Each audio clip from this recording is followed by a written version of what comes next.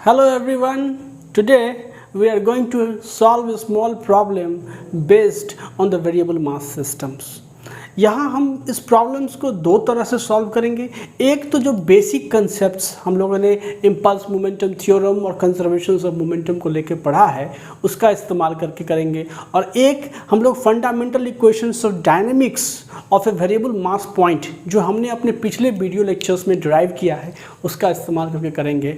और तब हम लोग समझेंगे कि कितना आसान हो जाता है जब आपके पास एक बेटर अंडरस्टैंडिंग है फंडामेंटल इक्वेशंस ऑफ डायनेमिक्स को लेकर के of a variable mass point. तो चलिए पहले हम लोग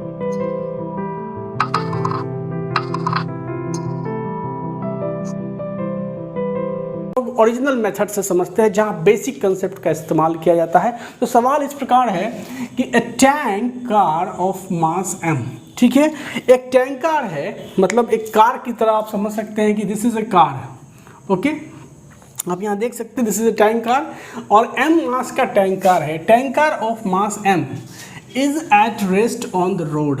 ये जो टैंक कार आप देख रहे हैं, आपको दिख रहा होगा, थोड़ा बहुत कार की तरह ही समझिए इसको।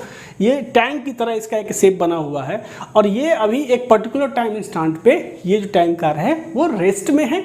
इस टैंक कार का मास जो है वो m मास आपको मेंशन्ड है, ठीक है।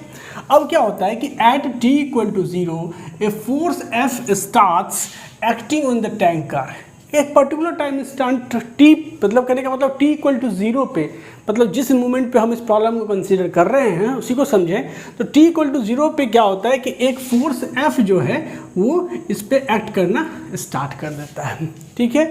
और जब फोर्स एक्ट करेगा तो ऑब्वियसली वो मोशन में आएगा। तो सवाल कहता है कि t equal to 0 a force F starts acting on the tank car and also the rain falls starts in vertical direction. मतलब इसी मोमेंट पे क्या हो रही है कि बारिश की बूंदें भी वर्टिकली नीचे गिरना स्टार्ट हो जाती है, ठीक है। बारिश की बूंदें नीचे वर्टिकली गिरना स्टार्ट हो जाती है। इस चीज़ को ध्यान में रखेंगे क्योंकि वर्टिकल डायरेक्शंस आपको कुछ फिजिकल एडवांटेज दे रहा है। अगर ये वर्टिकल डायरेक्शंस नहीं होगा तो आपकी समझ इस प्रॉब्लम को लेकर के थोड़ी सी बदलेगी, वो भी हम लोग यहाँ डिस्कस करेंगे।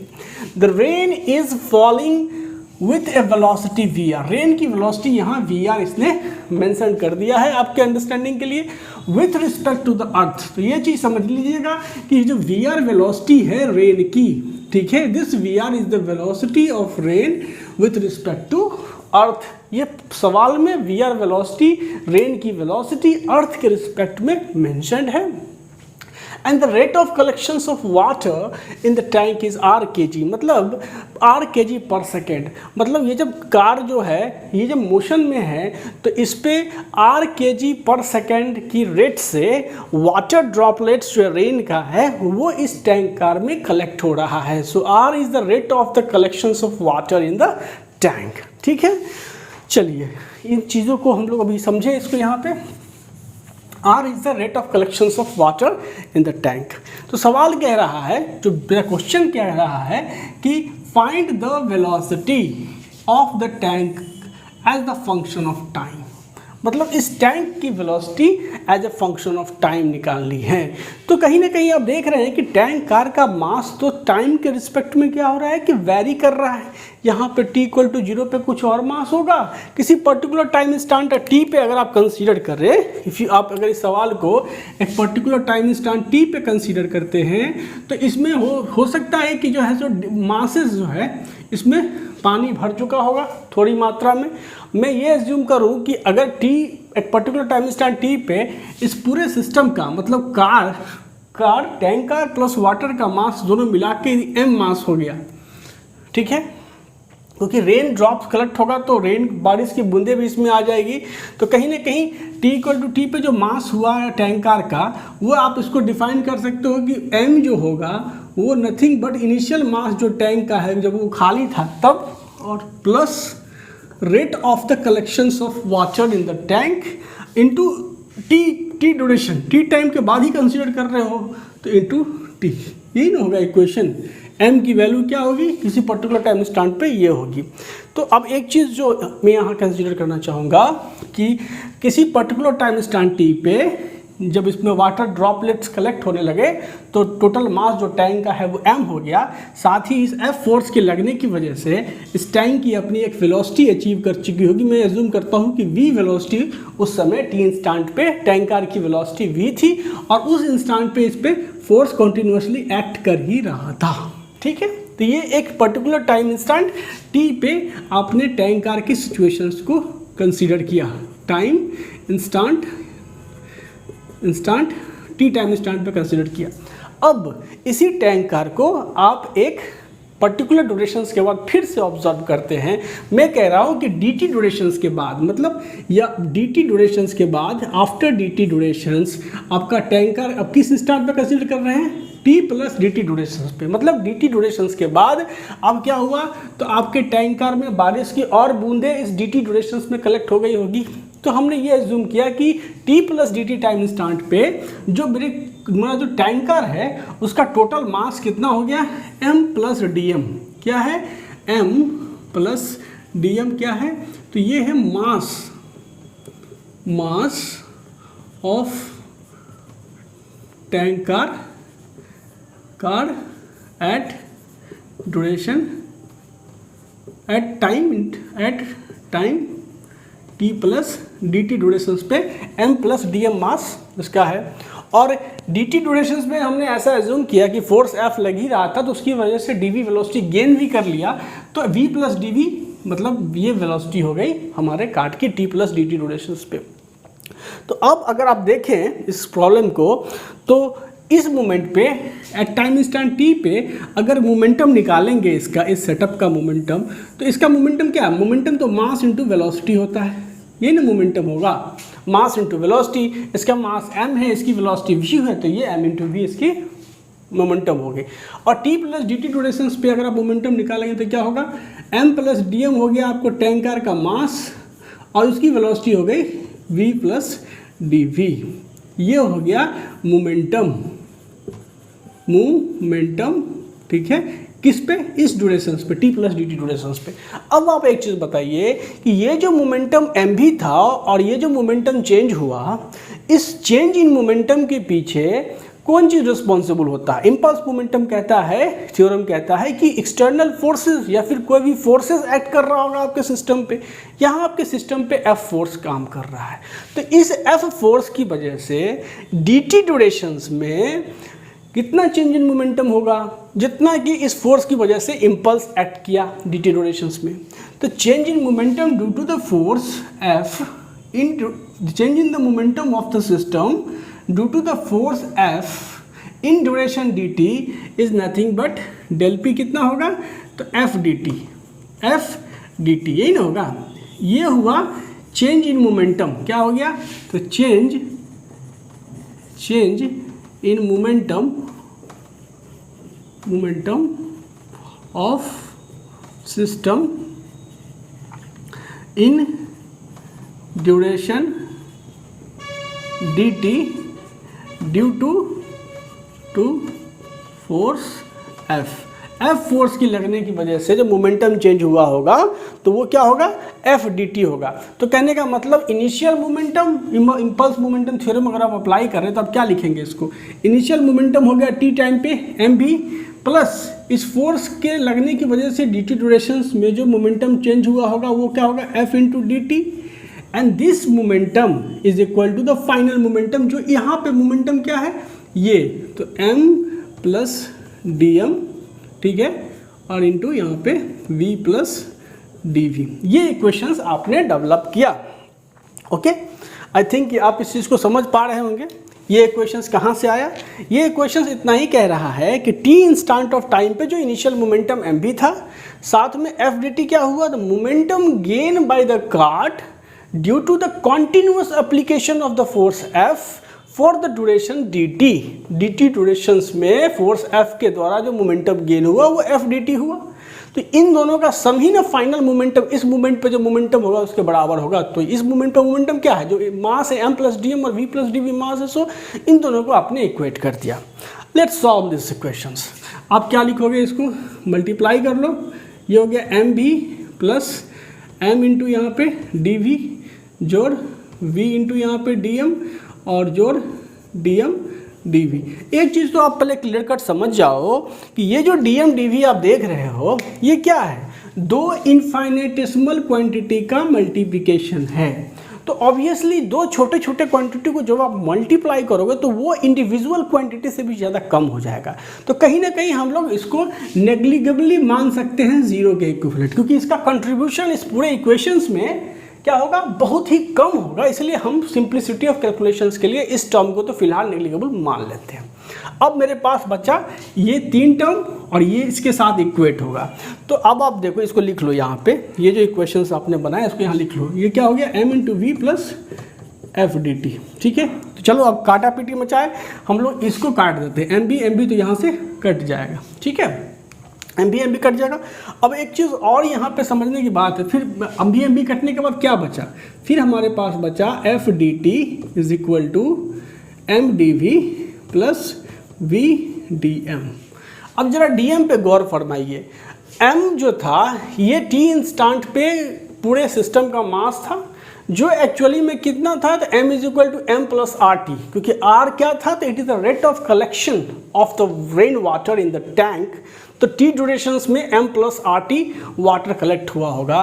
तो ये तो इसको जब आप dm निकालोगे, डिफ्रेंशिएट करोगे m के रिस्पेक्ट में, तो तुम इसको लिख सकते हो ना यहाँ से कि दिस इज नथिंग बट यहाँ पे r यहाँ पे dt, dm is equal to R D T. ये तो समझ में आ गया। इस इक्वेशन को डिफ्रेंशिएट करो तो dm is equal to R D T निकल के सामने आएगा। तो अब आप इस dm को यहाँ पे रिप्लेस कर लो, तो ये इक्वेशन क्या हो जाएगा, एम डी वी प्लस यहाँ पे तो v इंटू यहाँ पे r यहाँ पे dt। समझ में आ गया। साथ में ये जो m है, इस m को m प्लस आर टी से भी रिप्लेस कर लो। तो इस नेक्स्ट इक्वेशन में हम लोग कर लेते हैं। पहले तो ये dt वाला पोर्शन को इधर ले आओ, तो इधर जब लाओगे तो ये क्या हो जाएगा, f, ठीक है, माइनस वी आर इंटू यहाँ पे ये dt and this is equal to m वाला पोर्शन क्या होगा, m plus R T, m plus R T यहाँ पे ये dv। ठीक है, तो ये जो डिफरेंशियल इक्वेशंस बना, इसको एक स्टेज और आगे ले जाओ तो क्या हो जाएगा, ये हो जाएगा 1 by F minus R into V. यहाँ पे dv से ये dv is equal to 1 by M plus R into T और ये यहाँ पे dt से। अब ये डिफरेंशियल इक्वेशंस हमको क्या करना पड़ेगा, सॉल्व करना पड़ेगा, तभी तो हम किसी पर्टिकुलर टाइम इंस्टेंट मतलब velocity as a function of time निकाल पाएंगे। ये तो डिफरेंशियल इक्वेशंस वही दे रहा है ना, velocity as a function of time. चलो हम लोग इंटीग्रेशन अप्लाई करेंगे यहाँ पे दोनों साइड में इंटीग्रेशन। तो वेलोसिटी की वैल्यू, इनिशियल वेलोसिटी हम मानते हैं सिस्टम का 0 था ही, और ये final velocity v, initial time 0, final time यहाँ पे t, ये लिमिट हो गया हमारे इंटीग्रेशन का। ठीक है, समझ में आ रही है बात। अब जब आप इस इंटीग्रेशन को सॉल्व करोगे तो क्या निकल के आएगा, यहीं पे मैं छोटे से जगह में सॉल्व कर लेता हूँ। तो ये आएगा माइनस ऑफ 1 बाई यहाँ पे r, ठीक है, और ये हो जाएगा ln यहाँ पे, और ये f माइनस आर वी। ठीक है, इनका इंटीग्रेशन दे दो तो 0 से v and this is equal to what, this is equal to 1 by यहाँ पे r, और ये हो जाएगा ln, ये फॉर्मूला सिंपल फॉर्मूला इंटीग्रेशन का है, m प्लस आर टी। ठीक है, और इंटीग्रेशन 0 टू t। जब आप इसको सॉल्व करोगे तो पहले तो तुम 1 बाई आर काट लो, और जब लिमिट लगाओगे तो ये कितना हो जाएगा, माइनस साइन को अंदर इंक्लूड करके लिमिट लगाओगे तो ये हो जाएगा ln f बाई, ठीक है, ln f by f minus r into V is equal to ln क्या चीज़, तो m plus R T by m। ठीक है, तो ये इक्वेशंस बना। अब लॉगरिथम को दोनों साइड लॉग ले लोगे तो ln जो होगा वो 1 हो जाएगा। तो कहीं ना कहीं जब आप लॉगरिथम हटाओगे तो ये क्या सॉल्व होगी, इक्वेशन बन के आएगा, ये आएगा f by f minus R V is equal to m by m plus R T by m। अब इस इक्वेशन से आपको वेलोसिटी की वैल्यू निकालनी है।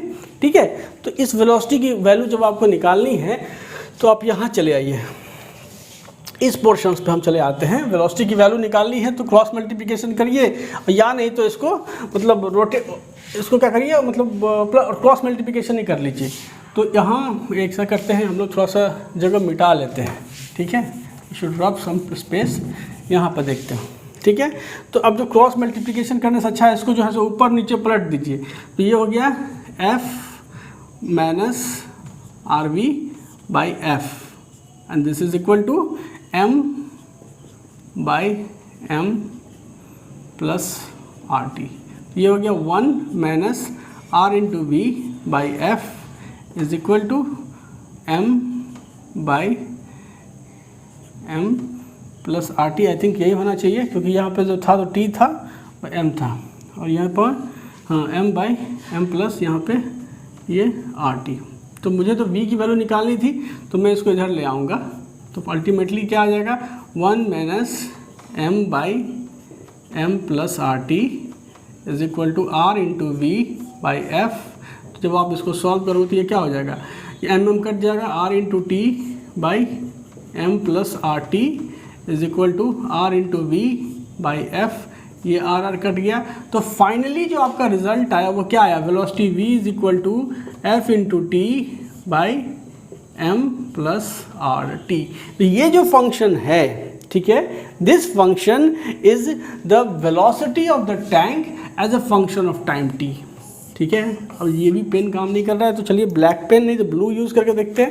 दिस इज द वेलोसिटी, ये भी नहीं कर रहा है, वेलोसिटी ऑफ द टैंक, ठीक है, as the function of time t। ये इक्वेशंस ही हमारा फाइनल रिजल्ट निकल के सामने आया। तो यहाँ आपने क्या किया, बेसिक इक्वेशंस का इस्तेमाल किया, बेसिक फार्मूलाज यूज़ किए और वेरिएबल मास सिस्टम्स का सॉल्यूशंस निकाला। आपने टी इंस्टेंट पे सिस्टम को कंसीडर किया, ठीक है, फिर T plus D T instant पर कंसीडर किया और उसके बाद क्या किया, तो मोमेंटम को इक्वेट कर दिया इम्पल्स मोमेंटम थ्योरम का अप्लाई करके, और उससे आपको एक डिफरेंशियल इक्वेशन प्राप्त हुआ, उसको इंटीग्रेट करके आपने वेरिएशन ऑफ द वेलोसिटी निकाल लिया। तो ये थोड़ा सा आपको मतलब बड़ा दिख रहा होगा, मतलब ये प्रोसेस थोड़ा सा क्लमजी दिख रहा होगा, भारी दिख रहा होगा, तो एक छोटा सा प्रोसेस है। Fundamental equations of dynamics of a variable mass point क्या है, वो सिंपली यही है कि m इंटू यहाँ पे D V by D T is equal to F, external force जो काम कर रहा है, एफ प्लस यू इंटू यहाँ पे D M by D T, यही ना है। इस इक्वेशंस को हम लोग जानते हैं किस नाम से, फंडामेंटल इक्वेशन। किस नाम से जानते हैं, फंडामेंटल इक्वेशन, ठीक है, of dynamics of a variable mass point, ठीक है, वेरिएबल मास पॉइंट, ठीक है। जब अगर थोड़ा सा मैं रिकॉल करवा दूं तो m क्या हो गया, तो उस मास पॉइंट की मास हो गई एक particular time instant of time t पे, ठीक है। v हो गई उसकी वेलोसिटी, f हो गया जो उस मास पॉइंट पे एक्सटर्नल फोर्स काम कर रहा होगा, सो dm बाई dt होगा rate of the change of the mass add भी हो रहा हो सकता है और मास उससे इजेक्ट भी हो रहा हो सकता है। और u क्या हो गया, तो u is the relative velocity at which the mass is being added or the mass is being ejected with respect to the considered body. तो ये पूरा का पूरा हमारा इक्वेशन है। अगर मैं इसको ब्रीफ कर दूं तो ये ब्रीफ में यही है कि f जो है आपका, f क्या है, तो एक्सटर्नल फोर्स है। क्या है ये, external force acting on mass point, ठीक है, उस मास वेरिएबल मास पॉइंट, याद रखिएगा वेरिएबल मास पॉइंट, ठीक है। F is the external force acting on variable mass point. M क्या है, तो mass of variable mass point at time time पे जो मास है वो बताता है। ये जो v आप देख रहे हैं ये क्या है, तो velocity of variable mass point, ठीक है। v हो गया आपको velocity of the variable mass point, f हो गया external force, dm by dt क्या हो गया, dm बाई dt बताता है रेट ऑफ द मास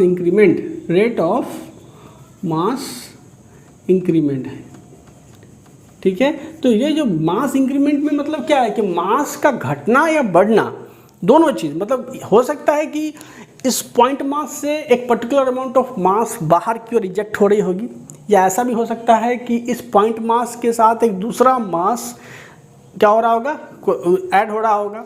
तो एडिशंस या इजेक्शन दोनों केसेस को ये dm/dt रिप्रेजेंट करता है और उसका रेट जो है मास एडिशन या वेरिएशन ऑफ मास का रेट ये बताता है। और u जो है आपका u, ये बहुत इंपॉर्टेंट है। u बताता है कि किस रेट से वो मास, किस वेलोसिटी से वो मास उस बॉडी के साथ ऐड हो रहा है या इजेक्ट हो रहा है with respect to the considered body. तो ये है रिलेटिव वेलोसिटी, रिलेटिव velocity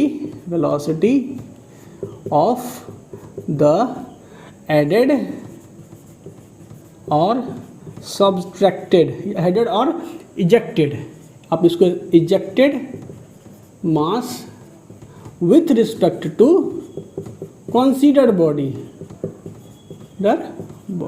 ठीक है। ये u रिलेटिव वेलोसिटी बताता है। अब ये जो इक्वेशंस हैं इसको मैं अपने इस काट पे लगाऊंगा, मैं मानूंगा कि काट हमारा मास पॉइंट है जिसका मास वेरी कर रहा है, क्योंकि प्रॉब्लम में भी तो यही हो रहा है, इसी का मास न वेरी कर रहा है। बारिश की बूंदें समय के बीतते समय के साथ इसमें इकट्ठा होती चली जाती है, इसका मास बढ़ता चला जाता है। तो कहीं ना कहीं जो है सो मेरा जो ये काट है वही एक वेरिएबल मास पॉइंट है, उस पर मैं ये एक फंडामेंटल इक्वेशंस इंप्लीमेंट करूँगा। तो अब देखिए एक चीज़ मुझे बताइए कि इस काट का किसी पर्टिकुलर टाइम, इंस्टेंट टाइम पे जो मास होगा, जो m होगी, उसकी वैल्यू जो है तो क्या होगा, initial mass plus r into T. तो m की वैल्यू पता हो गई, dv/dt को रहने दीजिए, यही तो हमको इसी रिलेशंस को डेवलप करना है। फोर्स F इस पे ऐड कर रहा है, ये पता हो गई। अब u जो है वो क्या है, u is the velocity with respect to the considered body, velocity of the added mass। तो यहाँ देखिए जो बारिश की बूंदें हैं वो कह रहा है कि वर्टिकली गिर रही है, बारिश की बूंदें हमारे कंटेनर में वर्टिकली गिर रही है। और वेलोसिटी ऑफ द काट आप हॉरिजॉन्टल वेलोसिटी में इंटरेस्टेड है, तो क्या ये वर्टिकली गिरती हुई बारिश की बूंदें इस काट के हॉरिजॉन्टल वेलोसिटी को इम्पैक्ट कर सकती है? नहीं कर सकती है। तो कहीं ना कहीं आपको जो ये u है, वो u क्या है, तो velocity of the rain with respect to the cart, ठीक है। यहाँ u क्या है, इस प्रॉब्लम में u क्या होगा, u होगा velocity of rain with respect to car. और ये कार जो है अभी हम रेन के हॉरिजॉन्टल वेलोसिटी में ही इंटरेस्टेड है, क्योंकि मेरा मोशन, सारा मोशन जो हम यहाँ पे जो v के रिलेशंस डेवलप कर रहे हैं वो मेरा जो कार्ट है वो तो हॉरिजॉन्टली मूव करना है, वर्टिकल की तो बात ही नहीं हो रही है। तो अब क्या होगा कि ये चीज़ बताइए कि इस कार्ट में कोई ऑब्जर्वर को बिठाइए और उससे पूछिए कि ये बारिश की बूंदें किधर की ओर जा रही है जब ये काट इधर की ओर मोशंस में है, टुवार्ड्स द राइट, इधर की ओर। मान लीजिए अगर v वेलोसिटी से मोशन में है और इसमें एक ऑब्जर्वर बैठा हुआ है, तो उसको बारिश की बूंदें किधर जाती हुई दिखाई देगी, क्योंकि बारिश की बूंदें हॉरिजॉन्टली रेस्ट में है, वर्टिकली नीचे गिर रही है, तो उसको लगेगा कि बारिश की बूंदें इस डायरेक्शंस में जा रही है, ठीक है। तो इस कार्ड के रिस्पेक्ट में बारिश की बूंदों की वेलोसिटी क्या हो जाएगी, वही होगी जो कार्ड की वेलोसिटी है, लेकिन अपोजिट डायरेक्शंस में होगी। तो u की वैल्यू यहाँ पे क्या हो जाएगी, माइनस ऑफ v, ठीक है। समझ में आ गई। vr का तो कहीं चर्चा ही नहीं हुआ, ये जो vr है, relative velocity of the rain with respect to earth, ये तो अभी चर्चा में ही नहीं आया, क्योंकि हम तो यहाँ तो वर्टिकल वेलोसिटी थी, हमारा इंटरेस्ट था हॉरिजॉन्टल मोशंस में, तो वर्टिकल वेलोसिटी का हॉरिजॉन्टल डायरेक्शंस में कंट्रीब्यूशंस होगा ही नहीं। तो जो u की जो वैल्यू हुई, u is the horizontal velocity of the rain, ठीक है, with respect to the cart, ये आ गया। u की वैल्यू आपने निकाल ली। मैं चाहूँगा कि आप इसके डेरिवेशंस को डिटेल में जाएं, वहाँ मैंने पूरे पिक्चर्स के साथ इस इक्वेशंस को डिराइव किया है और समझाया है कि ये फंडामेंटल इक्वेशंस कैसे पिक्चर में आया। तो आपको ये आ गया। अब इस सारे वैल्यूज़ को इस फंडामेंटल इक्वेशंस में डाल दो, तो ये हो गया m प्लस RT, ठीक है, ये मास, फिर dv/dt is equal to F plus u की वैल्यू क्या आ गई, तो माइनस v आ गई, यहाँ पे माइनस v डालो। और dm/dt की वैल्यू क्या है, dm/dt is r, rate at which the water is being collected, तो यहाँ पे r कर दो। तो अब देखो ज़रा सा इसको, जब आप सॉल्व करोगे तो ये हो जाएगा 1/m प्लस RT, यहाँ पे dt इज इक्वल टू क्या चीज़, 1/m F minus R into V यहाँ पे डी वी। तो क्या ये वही इक्वेशन है जो थोड़ा देर पहले आपने बेसिक कंसेप्ट को निकाल करके लगाया था? बिल्कुल वही रिलेशंस है, ठीक है। यहाँ जो बेसिकली ध्यान देने की चीज़ क्या थी कि रेन की यहाँ जो u है वो एक्चुअली में एडेड मास या फिर इजेक्टेड मास की वेलोसिटी जिस बॉडी के रिस्पेक्ट में है उसके रिस्पेक्ट में देखी जाएगी, ठीक है। ये तो चीज़ आपको समझ में यहाँ आ गई। अब एक बड़ा सिंपल सा मतलब मॉडिफिकेशन में करना चाहूँगा इसी प्रॉब्लम में। अगर बारिश की बूंदें वर्टिकली नहीं गिरती, बारिश की बूंदें आपको वर्टिकल के साथ एक एंगल थीटा बनाते हुए अगर इसमें गिरती तो हमारा केस कैसा होता? अब देखिए, अगर बारिश की बूंदें हमारे वर्टिकल के साथ एक एंगल बनाती तो यहाँ वी आर क्या है? यहाँ वी आर है velocity of the rain with respect to earth. पहली बात तो ये समझ जाइए। तो क्या होगा कि जब ये अर्थ के रिस्पेक्ट में वर्टिकल के साथ एक एंगल बना रही है तो इसका एक हॉरिजॉन्टल प्रोजेक्शन भी होगा जो वी आर साइन थीटा होगा, ठीक है। और ये जो हॉरिजॉन्टल प्रोजेक्शन है वो कहीं ना कहीं यू में अब कंट्रीब्यूट कर देगा, क्योंकि यू हॉरिजॉन्टल, हम हॉरिजॉन्टल मोशंस में हैं तो अब u निकालना है रिलेटिव वेलोसिटी ऑफ, क्या निकालना है? Relative velocity of the rain with respect to the moving cart निकालना है।